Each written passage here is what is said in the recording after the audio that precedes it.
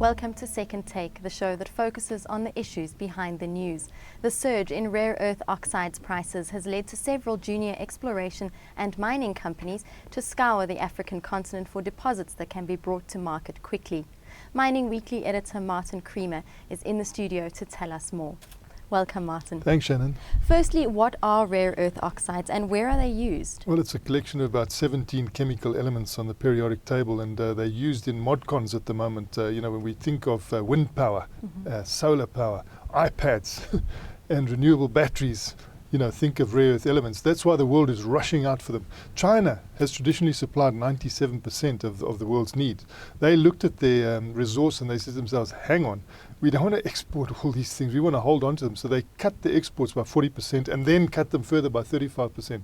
This created a scramble around the world, particularly the Japanese were particularly upset. And so everybody's now looking for rare earth elements, and there possibly will be 2 mines in South Africa. I mean, we've got the first, which is Steenkampskraal in the Western Cape, which is probably going to come into play at about 2013. And now we hear that there's Frontier Rare Earths listed in Canada. It's looking at Zandkopsdrift in the wildflower area of the Namaqualand in South Africa. And then Namibia, there's probably going to be a company listed there, and it'll be Namibia Rare Earths. It could be listed in Canada. And they are keen to turn the Lofdal resource to account. Others are scattering around Tanzania and also Malawi. So the race is on, because you can see the price levels. I mean, they are stratospheric. I mean, just wait for it. The price of samarium, and most of these have got unpronounceable names, rose 1,256% in the 12 months to February 16. So that's the sort of level, and they're still rising. So demand is there. There are both light and heavy varieties, a whole spread of these things used in different situations, and the world is after them. Now, where are they found, and why are mining companies looking to the African continent for these elements? Yeah, well, they're not as rare as people, the name suggests. But it's just that they're dispersed, and Sweden was an early discoverer of these, and that's why we've got the YTT at the front of one of them. So Africa and many other parts of the world will be sources of these. It just depends on who gets them first. I think I've just read a report now. Australia is also keen on getting their hands on rare earths, and Africa is chosen because I suppose there's an opportunity for a lot of geologists. Maybe there is a lot of reporting that they've got background on.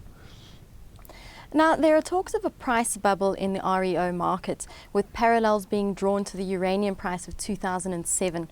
What's your comment on this? A bubble would be trouble, but I think it's too early to refer to the bubble. People are still going to try and get their hands on these rare earth elements. It would have to be a major shift in the technologies that are creating demand. I mean, I don't think we're going to see an end to wind power. I think that people are going to be looking at iPads for a long time, and all the modcons that we use, the high technology that we're entering. I think the entry is going to be long term. So although people are saying that the price is rising very, very fast, I think that there is likely to be legs that will take this demand. It'll make it fairly sustainable. So I don't think it's going to pop too soon, this bubble. We'll get in there now. What do you think the future outlook for the element is? I think that because it's into this new world technology, it's all about modern technology. It's about renewable energy. It's about rechargeable batteries. It could maybe compete with some of the other elements, maybe lithium, things like that. But I think that as things stand now, there's going to be a continued demand, hence the Chinese outlook that they should keep their hands on their own resources rather than spread them into the world.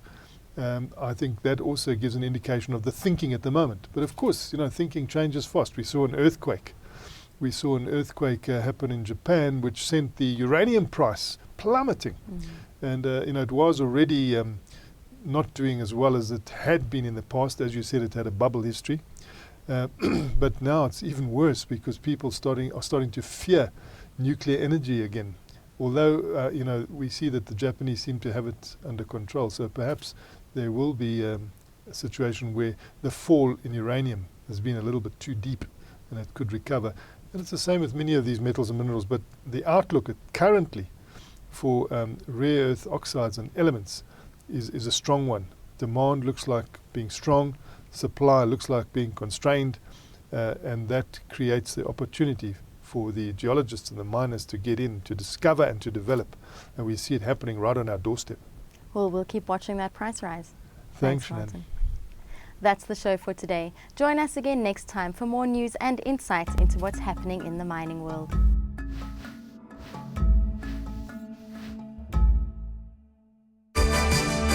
For 30 years, Creamer Media's Engineering News has delivered unmatched insight into South Africa's real economy. Subscribe now and go to engineeringnews.co.za for the real economy in real time. Engineering News, not just for engineers.